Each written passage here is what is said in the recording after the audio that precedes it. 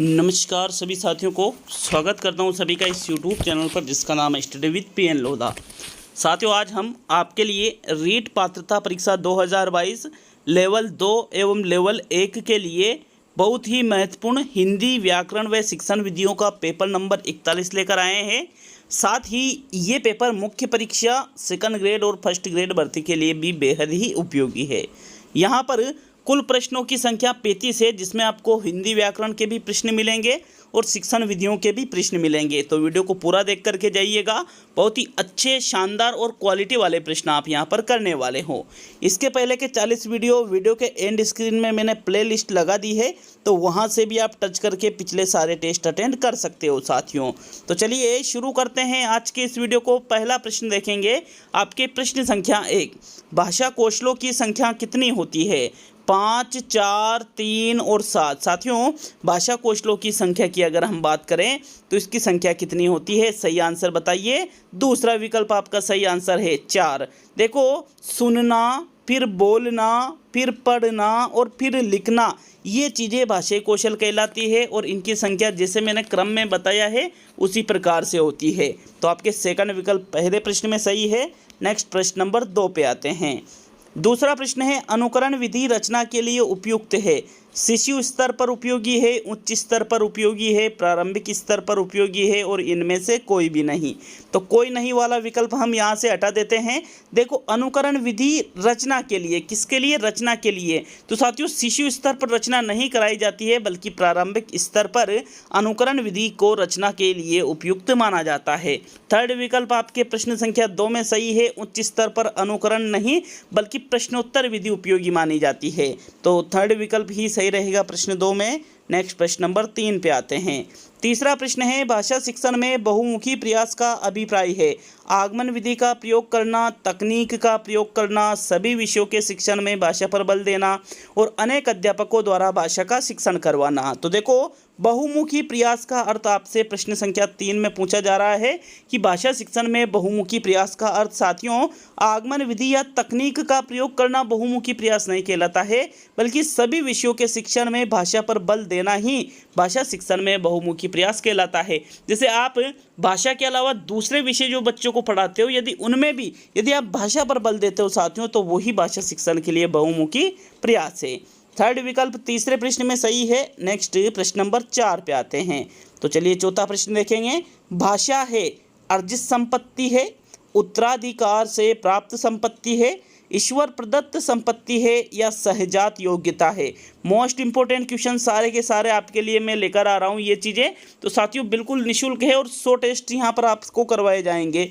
भाषा के बारे में पूछा जा रहा है तो ये उत्तराधिकार से प्राप्त नहीं होती है साथियों, ना ही ईश्वर प्रदत्त संपत्ति है, बल्कि भाषा को अर्जित किया जाता है। अतः भाषा क्या है? एक अर्जित संपत्ति है। तो चौथे प्रश्न में आपके प्रथम विकल्प सही है। नेक्स्ट आगे बढ़ेंगे प्रश्न संख्या यहाँ पर 5 की ओर। तो चलिए पांचवा प्रश्न देख लेते हैं। आपके प्रश्न संख्या 5। साथियों, पांचवा प्रश्न है, यदि कोई छात्र अशुद्ध लिखता है तो आप क्या करेंगे? निदानात्मक परीक्षण करेंगे, उपचारात्मक परीक्षण करेंगे, माँ बाप से शिकायत करेंगे या उसे दंड देंगे? तो देखो, अशुद्ध लिख रहा है तो माँ बाप से शिकायत करना और दंड देना, यहाँ पर ये नेगेटिव है, ठीक है, नकारात्मक चीज़ें हैं बिल्कुल ही। ये तो कदापि आपका सत्य आंसर नहीं होगा। तो फिर निदान या उपचार क्या करोगे? साथियों, आपको पता है कि अशुद्ध लिख रहा है, मतलब उसकी कमी का आपको पता है, फिर उसको दूर करने के लिए क्या किया जाएगा? उपचारात्मक शिक्षण किया जाएगा उस कमी को दूर करने के लिए। तो विकल्प नंबर आपका 2 सही रहेगा साथियों प्रश्न नंबर 5 में। नेक्स्ट आगे बढ़ेंगे प्रश्न संख्या 6 की ओर।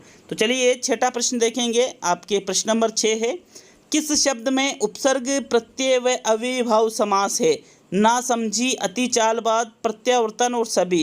प्रश्न को समझो, प्रश्न के लॉजिक को समझो। 3 चीज़ें देखनी है, उपसर्ग भी होना चाहिए, प्रत्यय भी होना चाहिए और अव्ययीभाव समास भी होना चाहिए।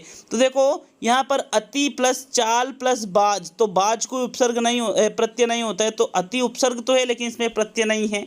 फिर प्रत्यावर्तन में साथियों प्रति उपसर्ग है, लेकिन बाद में इसमें कोई प्रत्यय नहीं लगा हुआ है, तो ये भी आपका आंसर नहीं है। तो सभी वाला भी गलत हो गया। अब आपके सामने एक ही चीज़ बची है, वो है ना समझी। साथियों, ना समझी शब्द का निर्माण ना प्लस समझ, समझ प्लस ई, ई इसमें प्रत्यय है तो ई प्रत्यय है, ना उपसर्ग है और ना समझ में अव्ययीभाव समास होता है। तो विकल्प 1 आपके प्रश्न नंबर 6 में सही आंसर होगा साथियों। कौन सा? प्रश्न संख्या 6 में प्रथम विकल्प आपके सही रहेगा। चलिए आगे बढ़ेंगे प्रश्न संख्या 7 की ओर। तो आपके 7वां प्रश्न देखते हैं। कौन सा शब्द वृद्धि संधि का उदाहरण नहीं है? देवेश्वर्य, सदैव, लोकेशना और जलोद। तो देखो यहाँ पर वृद्धि संधि का उदाहरण नहीं है। अब वृद्धि संधि में नॉर्मली जब पढ़ाया जाता है तो शॉर्ट ट्रिक बताई जाती है कि वृद्धि संधि को कैसे पहचानें कि ऊपर 2 मात्रा इसमें लगी होती है, तो यहाँ तो चारों में ही 2-2 मात्रा लगी है, फिर क्या करोगे अब आप? तो साथियों इसका सही आंसर कौन सा रहेगा? सदा प्लस एव, सदा प्लस एव शब्द बनेगा सदैव, बिल्कुल वृद्धि संधि है। जल प्लस ओ, जलोद वृद्धि संधि है। लोक प्लस एशना, लोकेशना वृद्धि संधि है। लेकिन देवेश्वर शब्द का निर्माण किससे हुआ है? देवी प्लस ऐश्वर्य। किससे हुआ है? देवी प्लस ऐश्वर्य शब्द बनता है देवेश्वर्य, और इसमें वृद्धि नहीं, इसमें यण संधि हो रही है, क्योंकि ई के बाद में असमान स्वर जहाँ होता है वहाँ कौन सी संधि होती है? यण होती है। तो 7वें प्रश्न में आपके जो प्रथम विकल्प है साथियों, यही आपका सही आंसर होगा। चलिए नेक्स्ट 8वें प्रश्न की ओर बढ़ते हैं। तो 8वां प्रश्न देख लेते हैं। 9वां प्रश्न देखते हैं। आपके प्रश्न नंबर 9 है, साहचर्य शब्द किस शब्द एवं प्रत्यय के योग से बना है? साहचर प्लस ये, सहचर प्लस ये, साह प्लस चर्य और सह प्लस चर्य। तो देखो साहचर्य शब्द में आपको उपसर्ग और प्रत्यय और या फिर मूल शब्द इन चीज़ों को अलग अलग करना है। तो साहचर्य शब्द का निर्माण में ये प्रत्यय लगा हुआ है साथियों। इसमें कौन सा प्रत्यय लगा हुआ है? ये। और ये प्रत्यय किस किस में है? पहले और दूसरे विकल्प में, मतलब तीसरा चौथा तो गलत है। तो सहचर प्लस ये या फिर साहचर प्लस ये क्या रहेगा? राइट आंसर है सहचर में ये प्रत्यय लगाने पर ये जो स में अ लगा हुआ है ये आ में बदल जाएगा और शब्द बन जाएगा साहचर्य। क्या बन जाएगा साथियों? साहचर्य। विकल्प नंबर आपका 2 सही है प्रश्न संख्या 9 में। नेक्स्ट प्रश्न संख्या 10 की ओर बढ़ते हैं।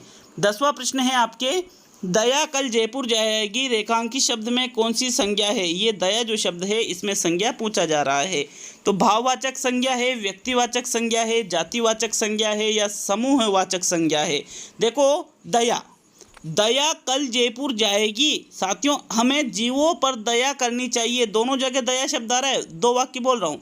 हमें जीवों पर दया करनी चाहिए और दया कल जयपुर जाएगी। तो यहाँ ये वाली जो दया है, जीवों पर दया करनी चाहिए, वो तो भाववाचक का उदाहरण है। लेकिन दया कल जयपुर जाएगी मतलब दया नाम की कोई लड़की है जो कल जयपुर जाएगी। लड़की है तो मतलब इसमें फिर नाम दे रखा है, तो फिर ये भाववाचक में नहीं रहेगी, बल्कि ये किसके अंतर्गत आ जाएगी? व्यक्तिवाचक संज्ञा के अंतर्गत आ जाएगी, क्योंकि किसी व्यक्ति के नाम में व्यक्तिवाचक संज्ञा होती है साथियों। 10वें में आपके दूसरा विकल्प बिल्कुल सही आंसर है। नेक्स्ट प्रश्न संख्या 11 की ओर बढ़ते हैं। तो 11वां प्रश्न है, सुभाष अभी नहा रहा है वाक्य किस काल का है? अपूर्ण भूतकाल का, अपूर्ण वर्तमान काल का, पूर्ण वर्तमान काल का और आसन्न भूतकाल का। वाक्य को अगर हम दोबारा से पढ़ते हैं, सुभाष अभी नहा रहा है मतलब क्रिया वर्तमान में चल रही है, और जहाँ पर क्रिया वर्तमान में जारी रहती है, चल रही होती है, वो अपूर्ण वर्तमान काल कहलाता है साथियों। अतः आपके प्रश्न संख्या 11 में अपूर्ण वर्तमान वाला जो दूसरा विकल्प है यही सही आंसर होगा। चलिए आगे बढ़ेंगे प्रश्न नंबर 12 की ओर। देखो यहाँ सेकंड विकल्प बिल्कुल सही है। तो चलिए 12वां प्रश्न देखते हैं। नासिक के व्यंजन होते हैं प्रत्येक वर्ग का प्रथम वर्ण, प्रत्येक वर्ग का तृतीय वर्ण, प्रत्येक वर्ग का द्वितीय वर्ण और प्रत्येक वर्ग का पंचम वर्ण। वर्गों की संख्या 5 होती है साथियों। क, च, ट, त और प, ये 5 वर्ग होते हैं। जैसे क वर्ग में कौन कौन से वर्ण आते हैं? क, ख, ग, घ, इंग। च में कौन से आते हैं? च, छ, ज, झ, य। ट में कौन से आते हैं? ट, ठ, ड, ढ, ण। त में कौन से आते हैं? त, थ, द, ध और न। और प में कौन से आते हैं? प, फ, ब, भ और म। तो यहाँ पर ये जो अंतिम वर्ण होता है ना, प्रत्येक वर्ग का 5वां वर्ण जो होता है साथियों, यही नासिक्य व्यंजन कहलाता है। अतः प्रत्येक वर्ग का पंचम वर्ण क्या कहलाएगा? नासिक्य। तो यहाँ पर 12वें प्रश्न में आपके चौथा विकल्प सही है। नेक्स्ट प्रश्न नंबर 13 की ओर बढ़ते हैं। चलिए 13वां प्रश्न देखेंगे। आपके प्रश्न नंबर 13 है, करण तत्पुरुष समास का उदाहरण है तुलसीकृत, दानवीर, असहज और नायक। तो तत्पुरुष समास में जो कारक चिन्ह के आधार पर वर्गीकरण होता है, इसमें एक समास आता है करण तत्पुरुष समास। कर्ता ने कर्म को करण से अथवा के द्वारा, करण कारक का चिन्ह क्या होता है, से अथवा के द्वारा। तो यहाँ पर आप विग्रह करके देखिए भाई, नायक, असहज, तुलसीकृत और दानवीर में तुलसीकृत ही एकमात्र ऐसा शब्द है जिसमें से या के द्वारा विग्रह करने पर आएगा। तुलसीकृत, तुलसी के द्वारा कृत, तो साथियों के द्वारा इसमें आ रहा है विकल्प एक आपके प्रश्न नंबर 13 का सही आंसर होगा साथियों। चलिए नेक्स्ट प्रश्न नंबर 14 की ओर बढ़ते हैं। तो आपके प्रश्न संख्या 14, अ उपसर्ग है, अ उपसर्ग है किसमें है, अनुस्वार में है, अहिंसा में है, आचरण में है और अंतर्राष्ट्रीय में है। आचरण में आ प्लस चरण से आचरण शब्द बना है, इसमें आ उपसर्ग है न कि अ। अंतर्राष्ट्रीय में अंतर शब्द आगे है तो इसमें भी अ उपसर्ग मूल रूप से नहीं है। अनुस्वार में अनु प्लस सार से अनुसार शब्द बना है तो इसमें अनु उपसर्ग है। तो आपका कौन सा रहेगा, अहिंसा वाला। अ प्लस हिंसा शब्द क्या बनेगा, अहिंसा, मतलब इसमें हिंसा मूल शब्द है जिसमें अ उपसर्ग जुड़ा हुआ है। तो 14वें प्रश्न में आपके दूसरा विकल्प बिल्कुल सही है साथियों। नेक्स्ट प्रश्न नंबर 15 की ओर बढ़ते हैं। चलिए 15वां प्रश्न देख लेंगे। आपके प्रश्न संख्या 15, राम ने रावण को मारा था किंतु विभीषण को नहीं, यह वाक्य है संकेतवाचक वाक्य है, विधानार्थक वाक्य है, साधारण वाक्य है और संयुक्त वाक्य है। तो देखो, राम ने रावण को मारा था किंतु विभीषण को नहीं, दो वाक्य है तो साधारण तो आएगा नहीं साथियों। पहला, दूसरा या चौथा विकल्प। 15वें प्रश्न में जो राइट आंसर है किंतु से वाक्य जुड़ा हुआ है और जहाँ किंतु से वाक्य जुड़ा होता है वो संयुक्त वाक्य के अंतर्गत चला जाता है साथियों। चौथा विकल्प आपके प्रश्न 15 में सही रहेगा। नेक्स्ट प्रश्न नंबर 16 की ओर बढ़ते हैं। तो आपके 16वां प्रश्न है, व्याकरण की शिक्षा का आरंभ कब करना चाहिए, बालक के स्कूल आने पर, वाचन पर अधिकार होने पर, भाषा पर अधिकार होने पर या लेखन पर अधिकार होने पर। तो देखो, व्याकरण की शिक्षा आरंभ करने की बात की जा रही है। कब आरंभ करते हो साथियों, आप एक टीचर बनने जा रहे हैं तो बच्चों को व्याकरण पढ़ाना कब चालू करोगे, जब वो स्कूल आज आता है शुरुआत में उसको डायरेक्टली व्याकरण पढ़ाओगे, जी नहीं। भाषा पर उसका अधिकार होगा, वाचन पर होगा या लेखन पर होगा। तो 16वें प्रश्न में जो राइट आंसर है वो रहेगा जब उसका भाषा पर अधिकार होगा साथियों। सुनना, बोलना, पढ़ना, लिखना वो सीख जाएगा, उसके बाद में व्याकरण की शिक्षा आरंभ हम करेंगे। थर्ड विकल्प आपके 16वें प्रश्न में सही है। नेक्स्ट प्रश्न नंबर 17 की ओर बढ़ते हैं। तो 17वां प्रश्न है, व्याकरण शिक्षण में व्याख्या का अंग नहीं है, परिचर्चा, चर्चा, उदाहरण और प्रत्युदाहरण। तो देखो, व्याकरण की शिक्षा जब हम बच्चों को कराते हैं तो इसमें व्याख्या के अंतर्गत चर्चा भी की जाती है, परिचर्चा भी की जाती है और प्रत्युदाहरण भी दिए जाते हैं। लेकिन साथियों, उदाहरण इसमें यहाँ पर डायरेक्टली व्याख्या के अंतर्गत नहीं दिए जाते हैं। तो 17वां जो आपके प्रश्न है साथियों, इसमें व्याकरण शिक्षा में जो व्याख्या का अंग नहीं है वो है आपके उदाहरण। थर्ड विकल्प आपके प्रश्न संख्या 17 का सही आंसर होगा साथियों। नेक्स्ट ये प्रश्न नंबर 18 की ओर बढ़ते हैं। तो आपके 18वां प्रश्न देख लेते हैं। प्रश्न नंबर 18 क्या कह रहा है आपसे, बार बार रटने की विधि है, व्याकृति विधि, पारायण विधि, व्याख्या विधि और सूत्र विधि। चारों ही विधियां हो सकता है कि आपको लग रहा है कि यार ये तो चारों ही रटने वाली विधियां हैं, तो लेकिन रटने वाली तो हो सकती है, लेकिन बार बार रटने पर जो विधि बल देती है वो बताइए आप। तो 18वें प्रश्न का राइट आंसर बताओ भाई, कौन सा विकल्प आपका इसमें सही रहेगा, बार बार रटने की विधि इनमें से कौन सी है साथियों। अव्याकृत तो नहीं है, ये तो आपका आंसर हो ही नहीं पाएगा। पारायण, सूत्र और व्याख्या में से आपका एक आंसर रहेगा। तो 18वें प्रश्न में जो सही आंसर है वो है साथियों, व्याख्या और सूत्र विधि रटने पर बल देती है, लेकिन बार बार रटने वाली विधि है पारायण विधि। कौन सी विधि है, पारायण विधि है। तो 18वें प्रश्न में आपके सेकंड विकल्प बिल्कुल सही है, इसमें कोई डाउट नहीं है। चलिए नेक्स्ट प्रश्न नंबर 19 की ओर बढ़ेंगे। तो आपके 19वां प्रश्न, भाषा केवल अभिव्यक्ति का माध्यम ही नहीं है बल्कि स्वयं से रिक्त स्थान है जिसकी आपको पूर्ति करनी है का माध्यम है, लिखने का, पढ़ने का, बातचीत करने का और सुनने का। तो बताओ 19वें प्रश्न का कौन सा विकल्प आपका सही है। अभिव्यक्ति का माध्यम ही नहीं, मतलब अभिव्यक्ति तो हम भाषा से करते हैं, अभिव्यक्ति मतलब खुद के विचारों को व्यक्त करना, ठीक है, अभिव्यक्ति। लेकिन इसके साथ में हम भाषा के माध्यम से स्वयं से बातचीत भी करते हैं। कैसे, मन ही मन में हम कहते कि नहीं यार ऐसा नहीं होगा, माइंड में बोलते हैं ना अपन, नहीं यार ऐसा नहीं, अरे ऐसा होगा वैसा होगा, ऐसा मैंने क्यों किया, अरे ऐसा इसलिए किया। तो ये चीज़ें स्वयं से बातचीत भी हम किसके माध्यम से करते हैं, भाषा के माध्यम से ही करते हैं साथियों। 19वें प्रश्न में आपके तीसरा विकल्प सही है। नेक्स्ट प्रश्न नंबर 20 की ओर बढ़ते हैं। तो 20वां प्रश्न है, लड़के होकर रोते हो, यह कथन है भाषा को बच्चों की दृष्टि से पढ़ने को बाध्य करता है, भाषा को अध्यापकों की दृष्टि से पढ़ने को बाध्य होता है, भाषा को जेंडर की दृष्टि से पढ़ने को बाध्य करता है, और भाषा को व्याकरण की दृष्टि से पढ़ने को बाध्य करता है। देखो कई बार आपने सुना होगा कि रोने का काम तो लड़कियों का है। किसका है? लड़कियों का। लड़के थोड़ी रोते हैं यार। तो ये चीज़ें लैंगिक पक्षपात के अंतर्गत आती है साथियों। अतः भाषा को ये जेंडर की दृष्टि से पढ़ने को ये चीज़ बाध्य करती है। 20वें प्रश्न में आपके तीसरा विकल्प सही है साथियों। नेक्स्ट प्रश्न नंबर 21 की ओर बढ़ते हैं। चलिए 21वां प्रश्न देखेंगे, आपके प्रश्न संख्या 21। शिक्षण अधिगम प्रक्रिया के उपरांत छात्र द्वारा ग्रहण किए गए अधिगम की जांच हेतु किया जाने वाला परीक्षण कहलाता है निदानात्मक परीक्षण, उपचारात्मक परीक्षण, उपलब्धि परीक्षण और सभी। तो देखो जब शिक्षण अधिगम प्रक्रिया पूरी हो जाती है, उपरांत मतलब उसके बाद में, तो जो ज्ञान छात्रों ने ग्रहण किया है उसकी जांच के लिए जो परीक्षण हम करते हैं उसको उपलब्धि परीक्षण के नाम से जाना जाता है। किस नाम से जाना जाता है? उपलब्धि परीक्षण के नाम से उसको जाना जाता है साथियों। थर्ड विकल्प आपके प्रश्न नंबर 21 में सही रहेगा। नेक्स्ट प्रश्न नंबर 22 की ओर बढ़ते हैं। तो 22वां प्रश्न है आपके, प्राचीन काल में गुरु अपने शिष्यों को किस विधि से शिक्षा देते थे? आगमन विधि से, व्याख्यान विधि से, खोज विधि से और प्रयोगशाला विधि से। प्राचीन काल की बात की जा रही है। प्राचीन काल में आगमन विधि नहीं चलती थी साथियों, ना ही प्रयोगशाला विधि चलती थी, ना ही खोज विधि, बल्कि व्याख्यान विधि चलती थी साथियों।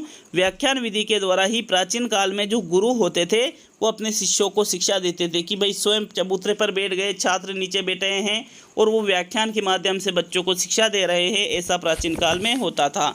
तो व्याख्यान विधि वाला जो दूसरा विकल्प है यही आपके 22वें प्रश्न का सही आंसर है। नेक्स्ट प्रश्न नंबर 23 की ओर बढ़ते हैं। आपको बता दूं कि हिंदी के साथ में टीचिंग मेथड के भी 100 टेस्ट है, साइकोलॉजी के भी 100 टेस्ट है साथियों, और लेवल 1 लेवल 2 दोनों के लिए बेहद उपयोगी है रीट पात्रता परीक्षा 2022 और मुख्य परीक्षा के लिए। तो यहाँ पर देखिएगा 23वां प्रश्न कह रहा है, सस्वर वाचन कराने के लिए सबसे उपयुक्त साधन क्या है? आदर्श वाचन, अनुकरण वाचन, सामूहिक वाचन और पाठ्य पुस्तक वाचन। अब आपको सस्वर वाचन कराना है। सस्वर वाचन मतलब स्वर के सहित आपको वाचन कराना है। तो सबसे जो उपयुक्त साधन माना जाता है सस्वर वाचन का वो आदर्श वाचन, ना ही अनुकरण, ना ही पाठ्य पुस्तक, बल्कि सामूहिक वाचन, जिसमें सभी बच्चे एक साथ वाचन करते हैं साथियों। तो विकल्प नंबर आपका 3 सही रहेगा प्रश्न नंबर 23 में। नेक्स्ट प्रश्न नंबर 24 पे आते हैं। देखो 24वां क्वेश्चन क्या पूछ रहा है आपसे, मूल्यांकन में इकाई परक का मुख्य उद्देश्य है अगली कक्षा में प्रोन्नत करना, प्रगति की जानकारी करना, उद्देश्यों की पूर्ति सीमा का ज्ञान कराना और सृजनशील बालकों के लिए। तो इकाई परक का मुख्य उद्देश्य आपको बताना है कि क्या इसका मुख्य उद्देश्य होता है कि अगली कक्षा में प्रोन्नत करने के लिए ही मुख्य रूप से इकाई परक किया जाता है, प्रगति की जानकारी के लिए या उद्देश्यों की पूर्ति की सीमा का ज्ञान करने के लिए। तो 24वें प्रश्न में जो राइट आंसर है वो है प्रगति की जानकारी करना ही मूल्यांकन में इकाई परक का मुख्य उद्देश्य माना जाता है साथियों। विकल्प आपके 2 बिल्कुल सही है 24 में। नेक्स्ट प्रश्न नंबर 25 की ओर बढ़ते हैं। तो चलिए देख लेते हैं आपके प्रश्न नंबर 25 को।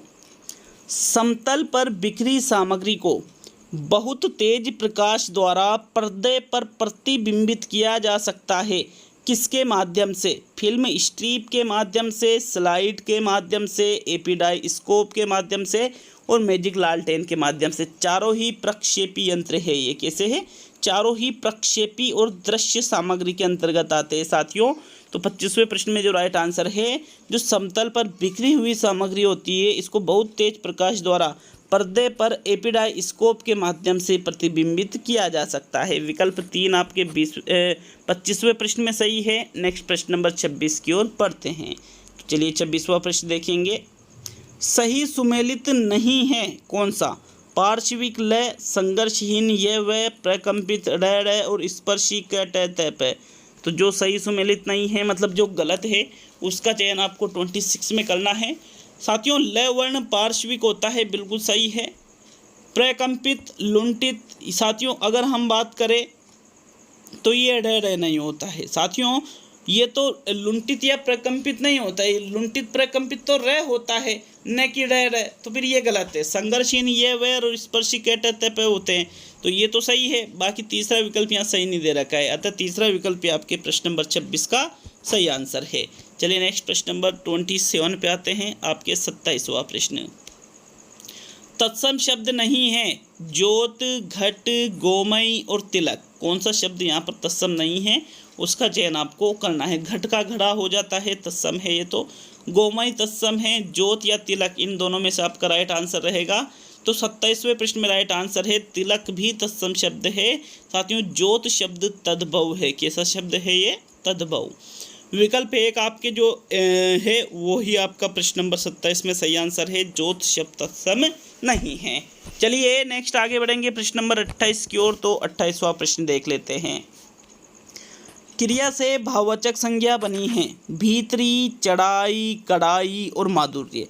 क्रिया से भाववाचक संज्ञा, साथियों माधुर्य शब्द का निर्माण किससे हुआ है, मधुर प्लस ये शब्द क्या बना है, माधुर्य जो भाववाचक संज्ञा है। लेकिन मधुर शब्द क्या है, मधुर शब्द है विशेषण, और आपको देखना है क्रिया से भाववाचक, ये बन रहा है विशेषण से भाववाचक, तो ये आपका आंसर नहीं होगा साथियों। कढ़ाई शब्द की बात करें तो कढ़ाई तो एक बर्तन विशेष होता है, ये तो आपका आंसर है ही नहीं। अब आपके सामने एक शब्द है भीतरी। भीतरी शब्द का निर्माण भीतर प्लस ई से हुआ है। भीतरी शब्द भाववाचक है, लेकिन भीतर शब्द क्या क्रिया है, जी नहीं, ये क्रिया नहीं है साथियों। अब चढ़ाई शब्द का निर्माण चढ़ना से हुआ है, किससे हुआ है, चढ़ना से। चढ़ाई शब्द भाववाचक है और चढ़ना शब्द क्या है, क्रिया है, अतः ये क्रिया से भाववाचक का सही उदाहरण होगा। तो 28वें प्रश्न में आपके दूसरा विकल्प बिल्कुल सही है। नेक्स्ट प्रश्न नंबर 29 की ओर बढ़ते हैं। आपके प्रश्न नंबर 29 है हवा और आग, ये शब्द उदाहरण हैं एक वचन के, बहुवचन के, द्विवचन के और इनमें से सभी। तो साथियों हवा और आग जो शब्द है ये किसके उदाहरण है, क्या हिंदी में द्विवचन तो होता ही नहीं है, तो ये तो आपका आंसर नहीं हुआ। तो अब आपके सामने पहला या दूसरा कौन सा विकल्प आपका सही उत्तर होगा। तो देखो हवा शब्द, हवा चल रही है, आग जल रही है, आगे जल रही है, ऐसा थोड़ी होता है। तो ये बहुवचन भी नहीं है, बल्कि हवा और आग शब्द सदैव किस में रहते हैं, एक वचन में रहते हैं। तो विकल्प एक आपके प्रश्न नंबर 29 का सही उत्तर होगा। नेक्स्ट प्रश्न संख्या 30 की ओर बढ़ते हैं। चलिए 30वां प्रश्न है आपके, लीला नृत्य प्रतियोगिता में भाग लेगी क्रिया के आधार पर वाक्य किस काल का है, सामान्य भविष्यकाल, आज्ञार्थ भविष्यकाल, संभाव्य भविष्यकाल और सामान्य भूतकाल। तो भाग लेगी, लेगी मतलब आने वाले समय में, तो ये भूतकाल का तो उदाहरण नहीं है साथियों, तो चौथा विकल्प तो आपका आंसर नहीं होगा। लेगी में आज्ञा नहीं दी जा रही है, तो ये भी आपका आंसर नहीं है। ना ही संभावना वाली कोई बात है, तो ये भी आपका आंसर नहीं है। अर्थात 30वें प्रश्न में आपके ये सामान्य भविष्यकाल का उदाहरण है। किसका उदाहरण है, सामान्य भविष्यकाल का। प्रथम विकल्प आपके प्रश्न नंबर 30 में सही रहेगा बिल्कुल। नेक्स्ट प्रश्न नंबर 31 की ओर बढ़ते हैं। 31वां प्रश्न साथियों क्या पूछ रहा है आपसे, घृतान्न का समास विग्रह होगा घृत से पका हुआ अन्न, घृत में पका हुआ अन्न, घृत और अन्न और घृत रूपी अन्न। तो देखो घृतान्न शब्द आपने सुन रखा होगा, घृतान्न शब्द का समास विग्रह हम करें तो साथियों घृत और अन्न और घृत रूपी अन्न दोनों ही गलत है। घृत से पका हुआ या घृत में पका हुआ, कंफ्यूजन तो यहाँ सबसे ज़्यादा होगा साथियों। से मतलब के द्वारा होता है और घृत में संबंध बताया जाता है साथियों, ये बिल्कुल संबंध तत्पुरुष का उदाहरण है। अतः प्रश्न संख्या 31 में आपके सेकंड विकल्प सही है, घृत में पका हुआ अन्न ही घृतान्न कहलाता है, इसमें कोई डाउट नहीं है साथियों। 31वें प्रश्न का आंसर आपके दूसरा विकल्प होगा। चलिए नेक्स्ट प्रश्न नंबर 32 की ओर बढ़ते हैं। तो आपके 32वां प्रश्न देखेंगे, निम्न में से किस विकल्प के उपसर्ग और मूल शब्द सही सही अलग नहीं हो रहे हैं, अनु प्लस शिक्षण अन्वीक्षण, ना प्लस आस्तिक नास्तिक, परि प्लस शिक्षा परीक्षा, सम प्लस कल्प संकल्प। तो देखो सम प्लस कल्प संकल्प सही है, परि प्लस इच्छा, इच्छा गलत लिखा हुआ है एक तो ये, अनु प्लस इक्षण अन्वीक्षण सही है, और न प्लस आस्तिक नास्तिक होता है, ना प्लस आस्तिक नहीं, तो ये भी गलत है। अर्थात आपके जो 32वां प्रश्न है इसमें दूसरा और तीसरा दोनों ही विकल्प सही अलग नहीं हो रहे साथियों। तो 32वें में आपके दूसरा विकल्प भी सही है और तीसरा विकल्प भी बिल्कुल सही रहेगा। चलिए नेक्स्ट प्रश्न नंबर 33 की ओर बढ़ते हैं। तो आपके 33वां प्रश्न कृदंत प्रत्यय का उदाहरण है खिलौना, ठकुराइन, लड़कपन और बुढ़ापा। साथियों प्रत्यय के भेदों की बात करें तो दो भेद होते हैं, एक तो होते हैं कृदंत प्रत्यय और एक होते हैं तद्धित प्रत्यय। कृदंत प्रत्यय और तद्धित प्रत्यय। कृदंत प्रत्यय वे होते हैं जो क्रिया या धातु के अंत में जुड़ते हैं। क्रिया या धातु के अंत में जुड़ने वाले प्रत्ययों को कृदंत प्रत्यय कहा जाता है, जबकि जो प्रत्यय संज्ञा, सर्वनाम, विशेषण के अंत में जुड़ते हैं उनको तद्धित प्रत्यय कहते हैं। तो यहाँ क्रिया या धातु के अंत में जो जुड़ रहा है, देखो ठाकुर, ठाकुर क्रिया या धातु नहीं है, बूढ़ा, बूढ़ा भी क्रिया या धातु नहीं है, लड़का, लड़का भी क्रिया या धातु नहीं है, लेकिन खिलौना, खिलौना शब्द का निर्माण खेलना से बना है साथियों, खेल से, तो ये क्या है, क्रिया या धातु के अंत में जुड़ा हुआ है। अतः खिलौना जो शब्द है ये कृदंत प्रत्यय के अंतर्गत आ जाएगा। 33वें प्रश्न में है आपके प्रथम विकल्प बिल्कुल सही है। नेक्स्ट आगे बढ़ेंगे प्रश्न नंबर 34 की ओर। चलिए 34वां प्रश्न देखते हैं, जो कि आज का सेकंड लास्ट प्रश्न है साथियों। 35 प्रश्न आपके लिए लेकर आ रहा हूं, तो थोड़ा सपोर्ट आप भी मुझे किया करो। सारी चीज़ें आपको निःशुल्क दे रहा हूं। आपको आरबीएससी एनसीईआरटी पर आधारित जो राजस्थान जीके है वो संपूर्ण कोर्स करवा रहा हूं। आपको एनसीईआरटी आरबीएससी की किताबें पढ़ने की ज़रूरत नहीं पड़ रही है। तो आपको वीडियो को लाइक और शेयर करने में 10 सेकंड लगते हैं, प्लीज़ इसके लिए मैं निवेदन करता हूं आपसे। तो चलिए 34वां प्रश्न देखेंगे। अशुद्ध विलोम युग्म नहीं है। अच्छा, एक और चीज़, अच्छा लगता है वीडियो तो ही लाइक शेयर करना, नहीं तो मत करना। बिल्कुल भी ऐसा नहीं है कि ज़बरदस्ती है साथियों, जी नहीं। अशुद्ध विलोम युग्म नहीं है। विषाद का शोक, मान का सम्मान, उन्मूलन का रोपण, सामान्य का साधारण। तो देखो सामान्य और साधारण तो एक ही होता है, तो ये तो क्या है, अशुद्ध है। मान सम्मान ये भी एक होता है, तो ये भी अशुद्ध है। विषाद शोक ये भी एक ही होता है, तो ये भी अशुद्ध है। ये तो पर्याय शब्द है। लेकिन जो उन्मूलन शब्द है बिल्कुल इसका विलोम रोपण ही होता है, तो ये अशुद्ध विलोम युग्म नहीं है साथियों। थर्ड विकल्प आपके प्रश्न नंबर 34 में सही है। अब आज का अंतिम और 35वां प्रश्न देखेंगे, लेकिन यहाँ पर आपको कमेंट बॉक्स में कमेंट करके जाना है कि 35 में से कितना स्कोर आपका रहा, और जिस प्रश्न में बाय चांस अगर कोई त्रुटि नज़र किसी प्रश्न में आ जाती है तो उसके लिए भी कमेंट जरूर करिएगा साथियों। देख लेते हैं अंतिम और 35वां प्रश्न क्या कह रहा है। आँख में हो स्वर्ग लेकिन पैर धरती पर टिके हो का अर्थ है व्यक्ति को जीवन में महत्वाकांक्षी होना चाहिए, लेकिन उतना नहीं कि वो यथार्थ की उपेक्षा कर बैठे। दूसरा है समय पर कार्य नहीं करने पर असफलता का मुंह देखना। तीसरा है बार बार अभ्यास करने पर मूर्ख व्यक्ति भी विद्वान बन जाता है, और इनमें से सभी। तो देखो आँख में हो स्वर्ग लेकिन पैर कहाँ टिके हो, धरती पर। तो साथियों महत्वाकांक्षी तो बनो, लेकिन उतना ही जितना उतना महत्वाकांक्षी भी मत बनो कि आप यथार्थ वास्तविकता की ही उपेक्षा कर बैठे। तो ये विकल्प बिल्कुल इसका सटीक आंसर है साथियों। 35वें प्रश्न में आपके प्रथम विकल्प सही रहेगा।